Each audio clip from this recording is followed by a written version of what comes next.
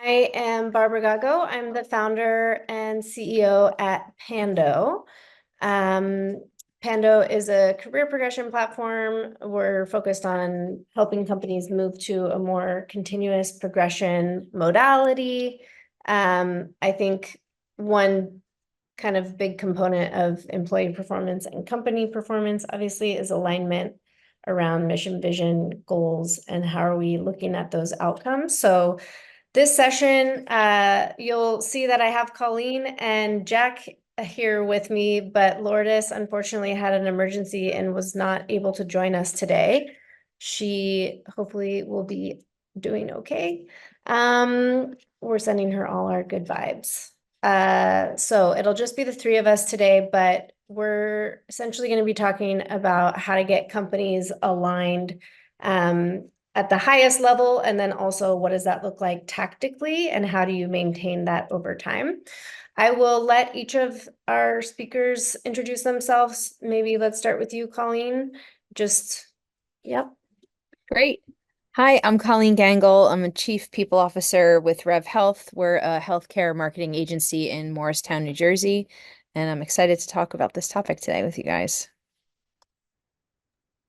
And I'm Jack Meyer. I'm the Chief People Officer at Bull and Branch. I like to think of us as the farm to table version of luxury bedding and bath products because we do everything in an ethically sourced, sustainably sourced and made way. I think this topic is so important relative to the work we all do. So really excited to jump in. Yeah, I'm excited to talk to people leaders about it. My previous role before founding Pando, I was a CMO, so I worked a lot with people leaders at other companies. I was the head of marketing for Greenhouse and Culture Amp, and Miro before this. And so I spent a lot of times articulating the vision, driving kind of the process around that for organizations. And then, of course, with marketing, there is always this kind of very structured sort of approach to how are we executing that? How are we telling that story?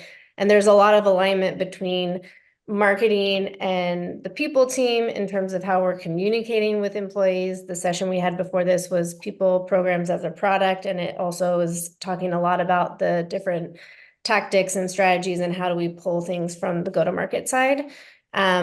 I think alignment of teams is also pretty interesting these days in terms of how distributed companies have become, or distributed and then back together, or fully distributed, hybrid, whatever it is. And I think that alignment and then, of course, misalignment compound over time. So I think more importantly, avoiding misalignment is critical in terms of avoiding major failures and keeping organizations aligned. But the benefit, of course, is that alignment also compounds for the positive. So it's really important, it's really critical, and it's also something that has to kind of happen all the time. So I guess we're gonna kind of start with the big picture, and then we'll sort of drill in. And just so we're all on the same page in the spirit of alignment, what do we mean when we're talking about alignment? And Colleen, I'll start with you. Great. So I think alignment is tying the direction of the company to the work that the people are doing and making sure that what everyone is doing complements each of the kind of focus areas of the business for a given time period, whether that's quarterly, semi-annual, or annual type goals.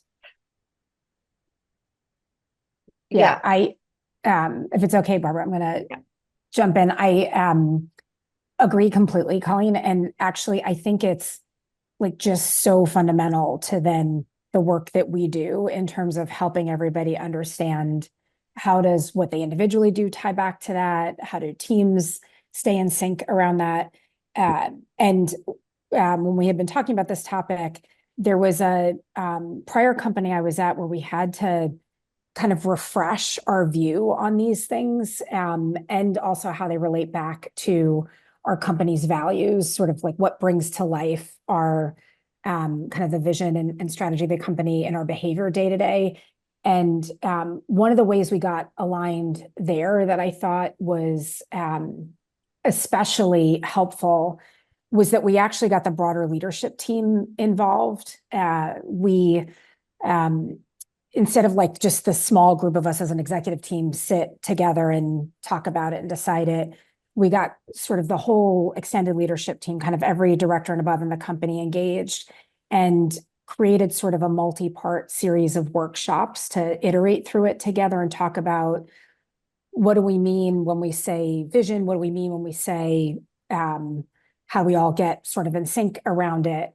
And it was a great process for us to build buy-in a way that wasn't just talking about it and getting people to say, yes, I understand and I can see where I fit, but actually they were part of the process of making it come together. And I think that made a huge difference in the end. Yeah, I think the mission and vision is kind of like the purpose, and then the actual tactical strategies of how we execute is then kind of like the top down and the bottoms up. From Colleen, when you guys kind of thought about your mission and vision, I guess there's two things. Like, did you also have multiple stakeholders involved, or was it just a leadership team? I've kind of done it at different companies at different sizes in different ways. I agree with Jack in terms of having stakeholders from all across the business and everywhere kind of involved in that. But yeah, how has your mission vision been kind of defined, and I guess who led that? Yeah, so last year, it was May of 2023. Actually, Jill Katz of Assemble HR came in with and facilitated a workshop, a cross-functional workshop of leaders, and it was about 20-ish people that were in the room. So we had a nice representation across all of the departments, and we spent time thinking about who we wanted to be and how we wanted to behave. So the who we want to be was our mission, and the values then became the how we want to show up doing it. And that kind of carried us through 2023. And then when our CEO started in December of last year, we then had another kind of cross-functional group get together and think about how to turn the work that we need to do, so the what we need to do, into 3 areas of focus. So our 3 strategic goals. Yeah, I think we've worked with a couple of companies that had like the how and the values be sort of like the core behaviors, and the mission obviously is like the high level. One of the ways that we've done it at Pando, and also I've done it in other companies. It was actually introduced by an advisor that we had at Miro, who came from Atlassian, and they had done this at Atlassian, which was a painted picture, which is kind of like a visualization exercise. So it's taking kind of that core work that you've done to establish what your mission is, and then that vision and values, and then take that forward into a, not necessarily your actual plan, but it's a cool kind of approach to thinking about where do you want to be before you figure out how are you going to get there.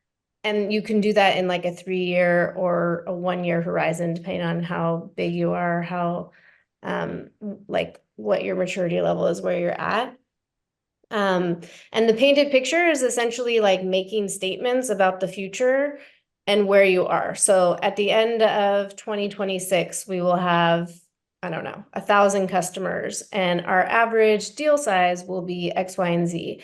And our company structure will look like this, and our brand will feel like this. And you kind of articulate all of these things that you are projecting out, and then they might be moonshots, they might be, aspirational, and they should be. It's a vision experiment.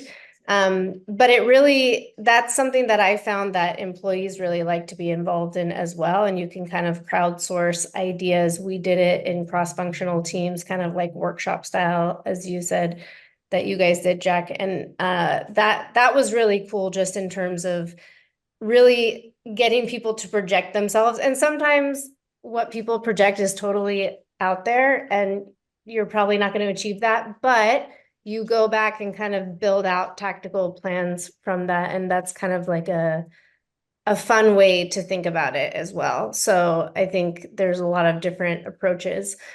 Colleen, you mentioned you guys had a new CEO, and so there was like a little bit of a revision of work, and I'm curious, like Pando's been around for 3 years. We haven't really evolved our mission, I would say. We've done values iterations a couple of times because those are kind of like the core behaviors that we expect people to operate in, and that environment changes.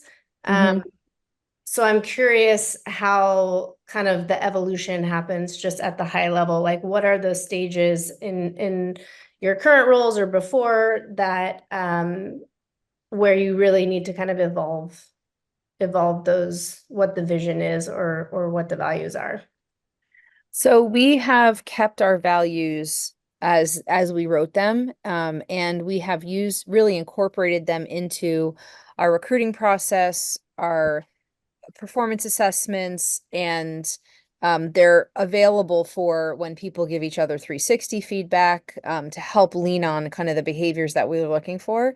Where Ben came in, is really refining the mission and vision for the organization and setting the overarching strategic initiatives for 2024. And we have leaned into those, and those goals, those three strategic initiatives are inputted into Pando for us so that everyone can align their personal 2024 values to those three overarching goals. And then we also have our values to complement that, the how we want them to get there. Yeah, Jack, how does kind of the, I guess, highest level company goals shake out of the overarching for you guys? Similar to what Colleen described, we every summer, our fiscal year is the calendar year. So every summer, we revisit our long range plan, looking 3 to 5 years out. It actually has elements not as illustrative as what you were saying, Barbara, with the sort of painting a picture, but similar concept to, where do we see ourselves in 3 to 5 years? And we're celebrating our 10th anniversary this year as a company. And in the last round, we had pulled out the original kind of mission and vision that the founders had written for the company to sort of reground ourselves all in that. And we were excited that, so much of it still holds true. So when we do this annual long range planning process and refresh, we make sure that still feels relevant, like the overarching vision feels relevant. And then, Colleen, as you were saying, we get down to, like, if our 3-year plan is to achieve certain broad objectives, what do we need to do next year to take steps in that direction tangibly to get us there, both qualitatively and quantitatively? So when we think across like large strategies or tactics that are going to help us grow revenue, keep cost under control, build brand awareness, things like that.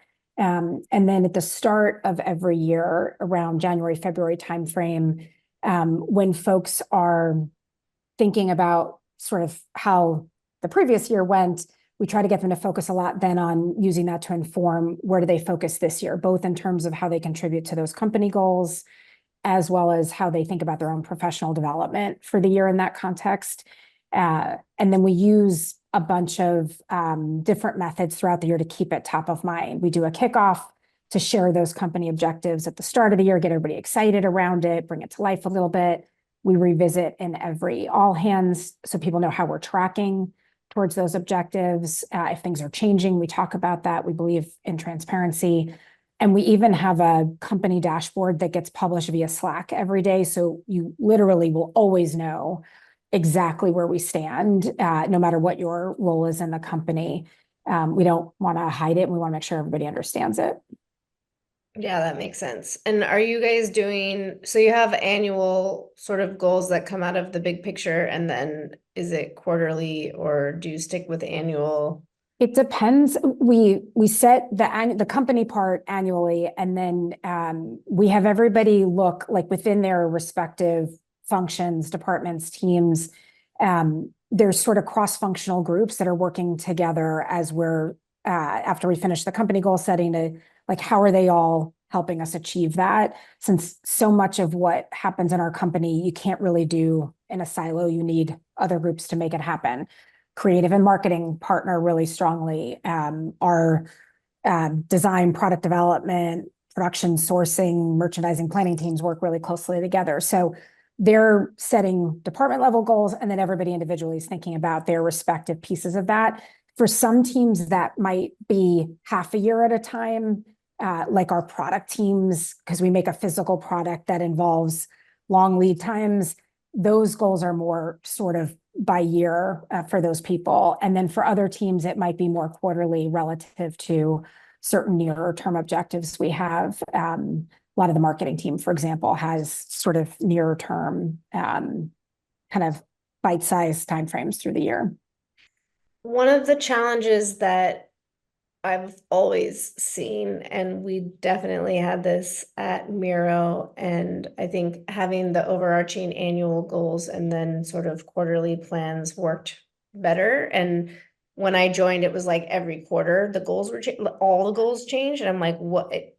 It took a lot of time just to like get aligned on the goals, and then they all changed again, and then everybody's constantly scrambling and overwhelmed and just like So we moved to annual that had like quarterly plans, which was great. But I think one of the challenges that we still face, and I've seen it everywhere, is just, and you spoke a little bit to this, Jack, which is, I guess, so getting people aligned and helping them understand what the goals are is one thing, and communication, but then getting buy-in and actually getting people to commit. So you mentioned like the teams rely on each other, and what I found so often is that even with those high level goals, different teams kind of go off into a vacuum and like create their plans, and with the expectation that the brand team is going to be helping marketing or whatever, but they didn't actually necessarily build a plan together. So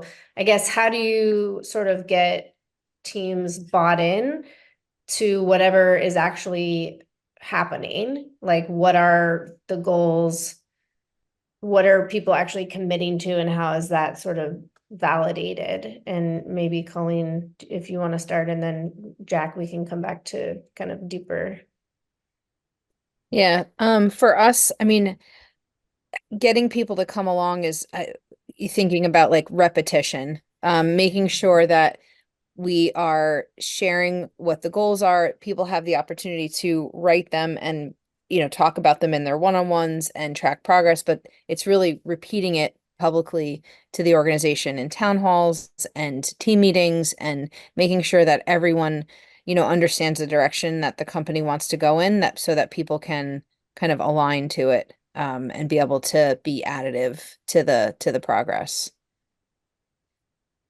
How about like cross-functional? So like alignment at a high level in terms of here are the goals and this is what we're focused on, but then how do you get the cross-team commitment, let's say, to shared resources if you have, product and engineering, or Mhm. design and product, or I don't know, sales and marketing, or all of Yeah, that. I think that starts at the top. And so the people and the leadership, or, positions need to be aligned together and working together and modeling that behavior to lead by example, and then ensure that their teams are talking. And so that, whether it's project management or like you're saying, product and technology or marketing and sales, like that there are, it's part of like the work that I do when I'm listening out for things that need to happen. If those groups are not together, then I'm getting with the leaders and the people that should be talking to help ensure that their work is complementary. I guess I asked to get invited to all sorts of business meetings so I can listen, learn, and give advice, and just also like ask questions to help people find their own solutions, to make sure that there is alignment cross-functionally, because where when I started where I am now, but also in previous companies, cross-functional alignment is not a given, and people tend to like to do things that's comfortable, and that could be kind of working in a silo or in a vacuum with your own group. But, I think as strategic partners to the organization, it's something that my team and I are doing constantly to ensure that we're highlighting things and helping to advise and counsel on how groups can be working together, but then also leaning on kind of the tools and the processes we put in place to guide everyone. Are you guys doing goals all the way down to individual, or is it team and shared team goals? We have allowed each team to write their own goals and input them and allow people to align their personal goals to the team goals, but they also have the ability to align to the overarching goals. So this is our first year kind of rolling out any sort of construct. And so we didn't want to over engineer and say it has to be done this way. When people have come to me with questions, I'm like, this tool is for you. Here's the guide. You can use it this way, or another way, as long as it is meaningful to you. For 150-person company, I want to make sure that whatever folks are doing is meaningful, and it's not some kind of HR decree to do a thing that seems out of sync with what they need. So I'm going to take learnings toward the end of the year to say, what worked, what didn't, which teams really got the most out of it based on usage in Pando. So I can kind of see, and we may adjust what we're doing next year, and depending on what we need to see as far as company growth.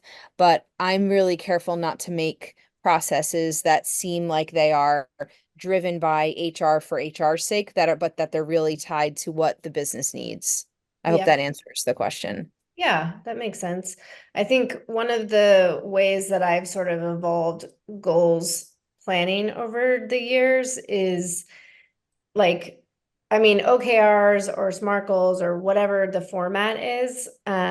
I've gotten to a point where it's like, okay, this is the objective. Here are the key results. And then each of those key results might be owned by multiple groups, and then they have kind of their tactics or strategies to, achieve that key result, so that you could also kind of pull the key result out and say, okay, this is one of the main strategic things that we're focusing on as a company. And then you can see all of the things that are happening across the org to, drive that specific thing. So it could be, if you need to generate X amount of revenue, here are the 3 things that marketing's doing, and here are the 3 things that sales are doing, and here's, what customer success is doing, or whatever. It's kind of like all rolled up.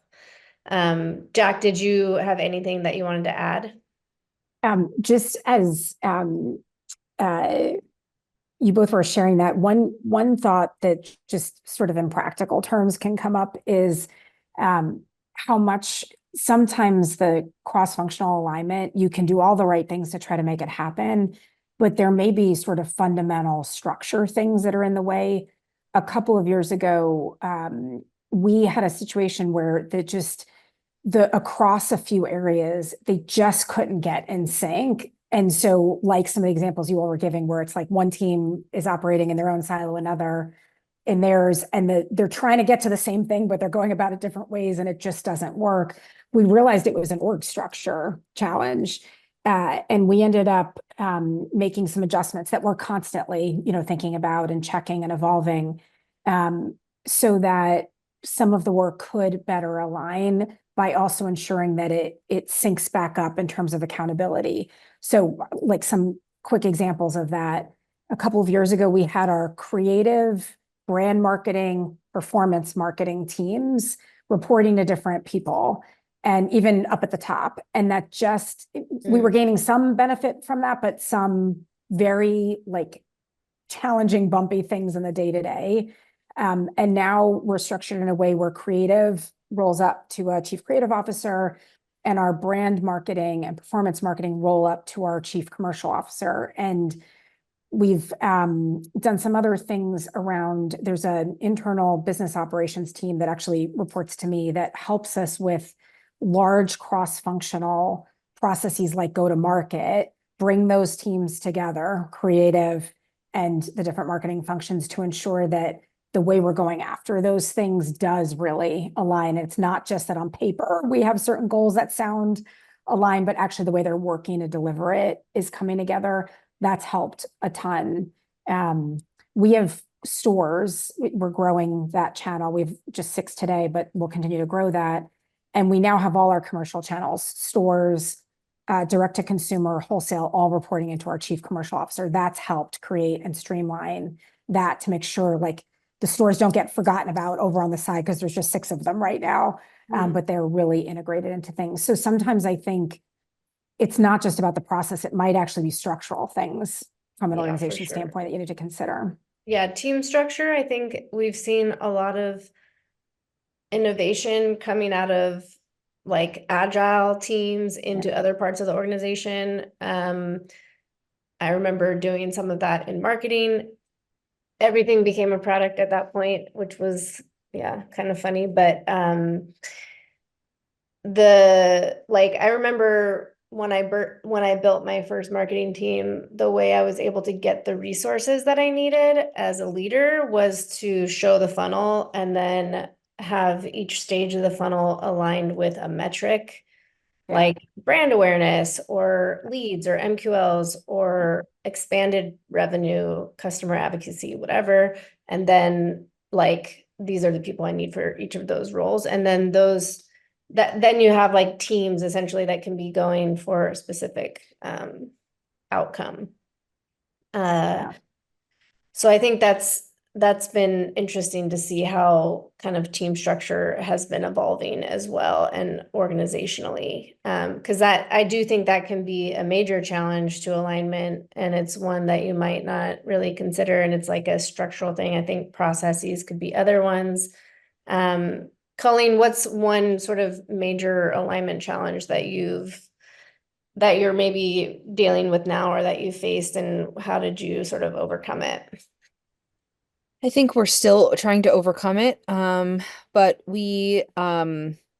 because there has been a lot of change, I think there are some groups that are, and some people who are more open to change, and others who are happy with the way things had been. And so really helping to articulate to everyone kind of the virtues of where we're going and what were the seeds that we're planting that are really producing good results is like the way that we just keep publicly talking and at town halls talking about here's what we're doing, here's the results that we're seeing, and then in smaller group meetings helping people to understand like if there are objections to direction, to really help them understand the why around what we're doing to get more people on board. But I'd say the biggest challenge is winning the hearts and minds of some of the folks who have strong opinions about how things should be done, and if it's not quite exactly aligned to the direction that we're going, winning those people over is important.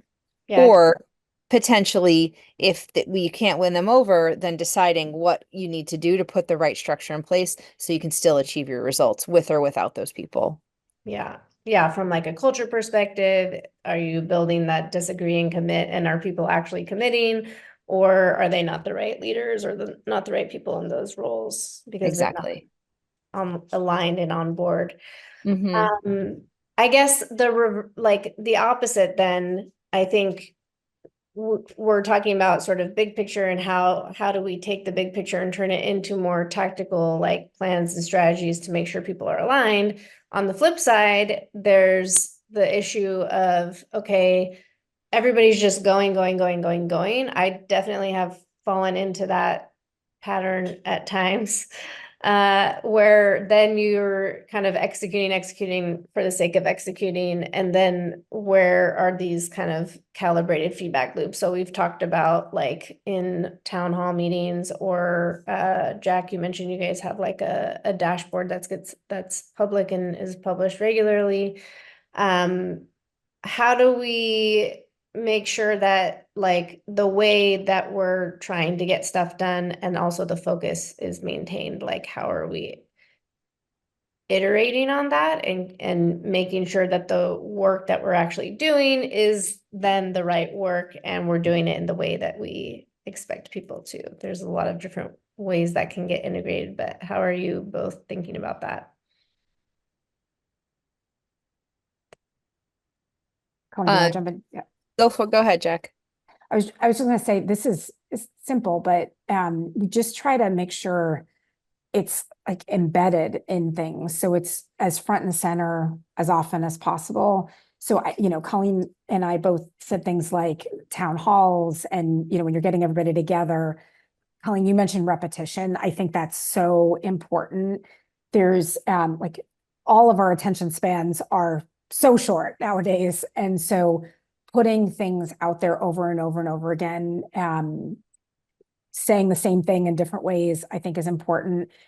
As much as I want us to be a place where people are regularly on their own, organically checking in and having active feedback loops, we still force twice a year a formal check-in on it. I just haven't yet found a way to make sure it definitely happens without that.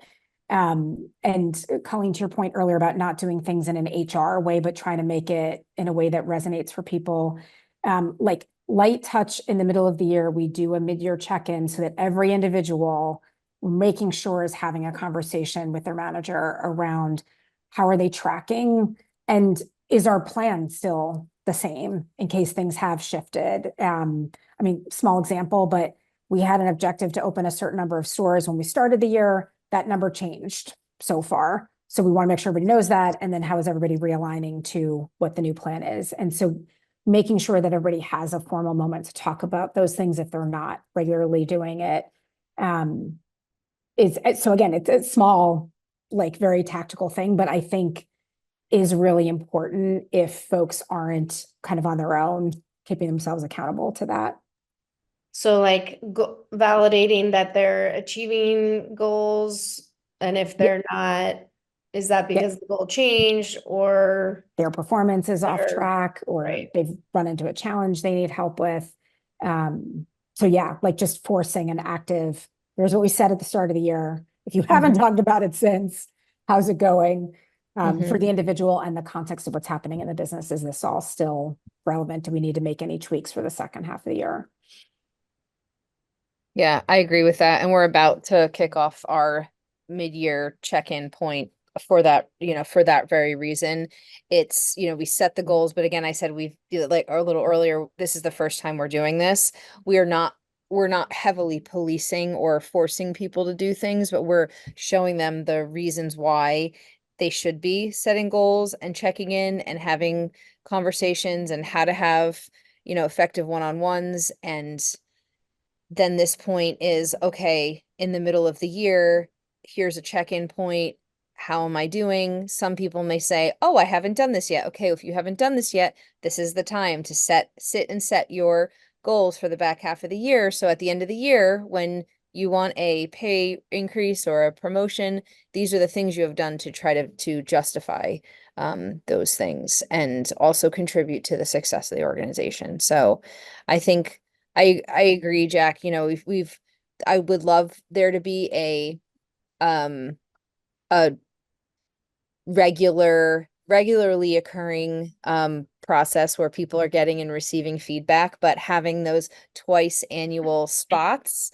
So not calling them performance reviews or getting away from like the heavy language, but having touch points where people can have meaningful conversations is the point. And whatever you call it, just making sure that opportunity exists, I think is important. I think like in terms of the alignment as well, you've got your goals, which is like the what that you're trying to achieve, and the how is your values and all of those, and having that intersection between the two things where the conversation is structured around like, okay, these are the goals that we discussed. How have you been doing? Where are you at? Et cetera, et cetera. And then also, how are you actually doing them? Because there's like, I'm on the side of if you're not showing up in the values, like you can't get promoted just because you hit your goals. Like you actually have to do both. You have to be showing up the way that we want people to show up at this company. Because for example, not to throw sales under the bus, but I've worked with sales. I'm on the marketing side, so I've worked with a lot of sales people, and sometimes, you know, you have very strong behaviors and opinions, and even on the like asshole end of the spectrum. And I mean, there's a book called No Asshole Rule, and it's about like companies being productive by basically checking your ego at the door. And I think that like we've definitely seen a lot more organizations integrating the two sides in the holistic, like looking at performance holistically and knowing that if you're showing up in your values in this way, then you're also more equipped to perform in terms of the goals. So having that kind of integration between those things also can help with making sure you're staying aligned on what the whole point of all of this is. Like, what are we actually trying to do as a big picture, and then like on the day-to-day sort of tactics. Yeah. So important. Like, couldn't agree more. I guess to shift gears a little bit from the tactical side around goals and sort of how are we validating people maintain, like how are we maintaining alignment, keeping people and validating that that alignment is happening. You both kind of talked about bringing people into the process and building relationships, and that being a big part of your role and your team's roles in keeping people aligned.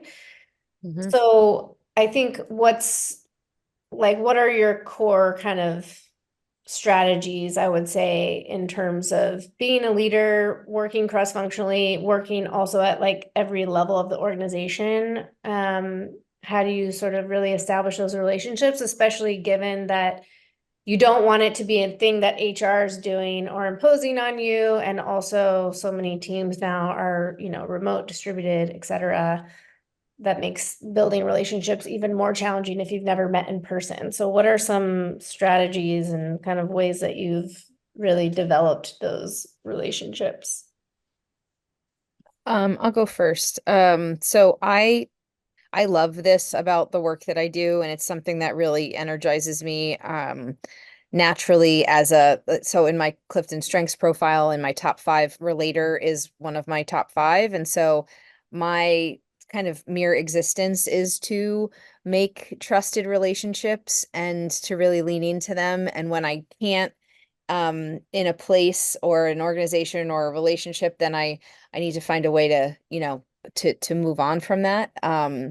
But I listen. I sit to, when I get to know people, whether it's in person or through Zoom, I'm sitting and listening to folks and understanding what they need and figuring out how I can help them in kind of small or building to major ways. And I think even the small solutions, the kind of relevance of the work that I'm doing and the things I'm listening out for, um, and providing guidance on are the things that really help to create that trust and that credibility. You know, as an HR team, the things that my team does day in and day out, kind of nailing the basics of HR operations, accurate payrolls, benefits that work well, you know, the ease of working with HR are all like the table stakes that are create that ability to then kind of like build on credibility and trust.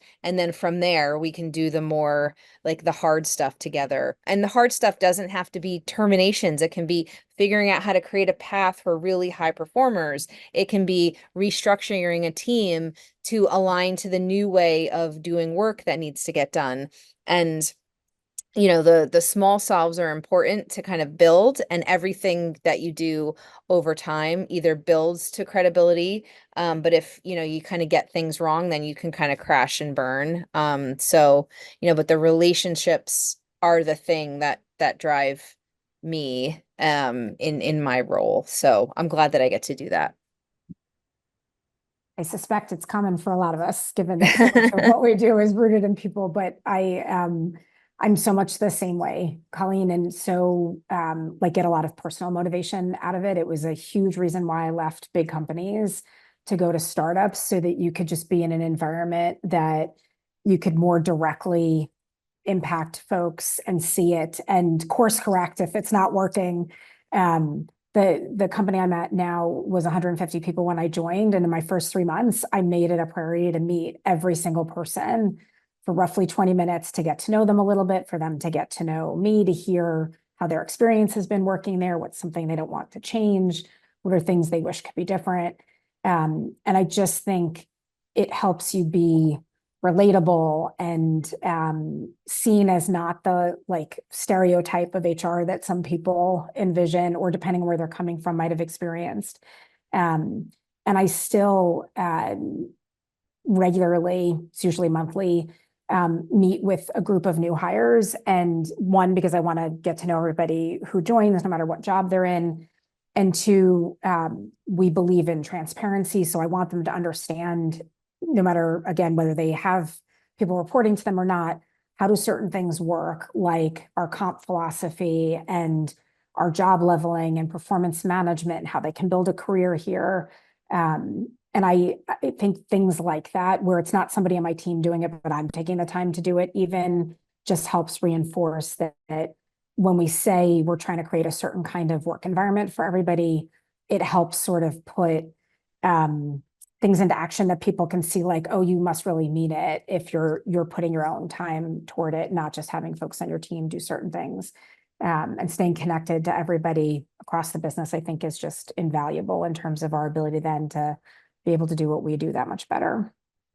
Yeah, I think that makes a lot of sense. And it all resonates with me just as a marketer. I feel like talking to my customers was, and spending a lot of time with customers is the best way, because even from a marketing perspective, it's like they basically tell me the language I should use just by listening to how they're talking about their problems and how they're talking about their experience. So I think that's really critical. And you both kind of mentioned doing that in terms of how do you get alignment and get people on the same page, but making sure people really feel like they've been heard in the process, and doing it through really simple approaches. Like we do that when we're helping customers onboard and we're helping them get their teams aligned on leveling frameworks or rubrics or whatever it is. But like bringing everybody into a Miro board and doing like a time box, give us feedback, what's working, what's not working, just like simple stuff like that really goes a long way for people to actually be bought in, because they're like, okay, I've been able to give my input into this process. I know that something's happening with this. I've been able to say what I think.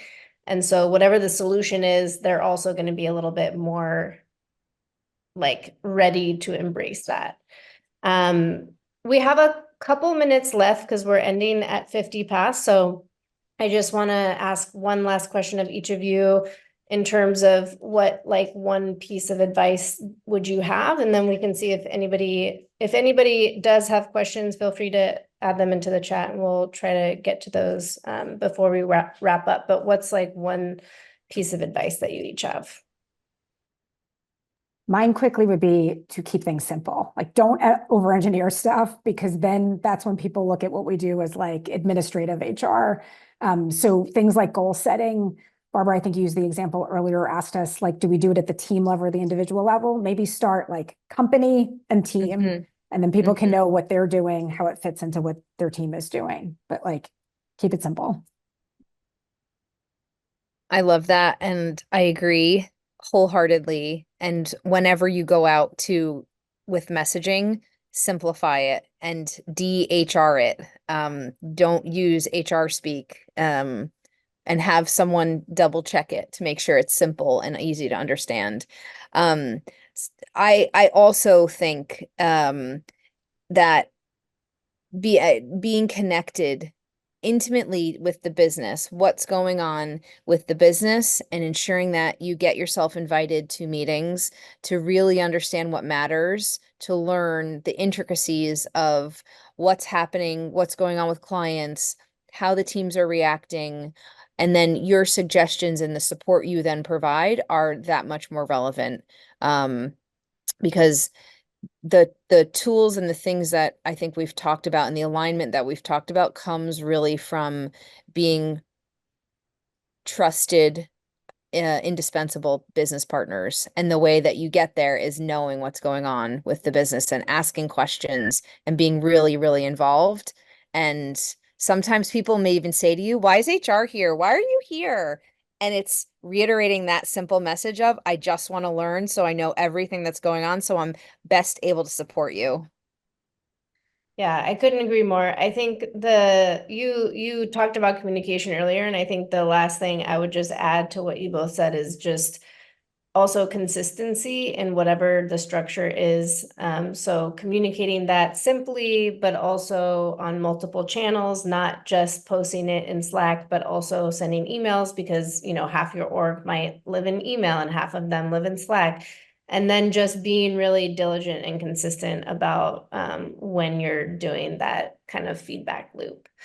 I don't see any questions. I'll give people another second if they want to ask any. I think we only have 1 minute left anyway, so I will just thank you both for joining me for this conversation, and we'll see everybody else at the next session, and have a great rest of your day. Thank you. Thanks. Take care. Thanks, everybody. Thanks for listening. Jack, thank you for chatting, and Barbara Yeah. for inviting me. So good. It was good to talk to you both. Thank you so much. See you. Bye-bye.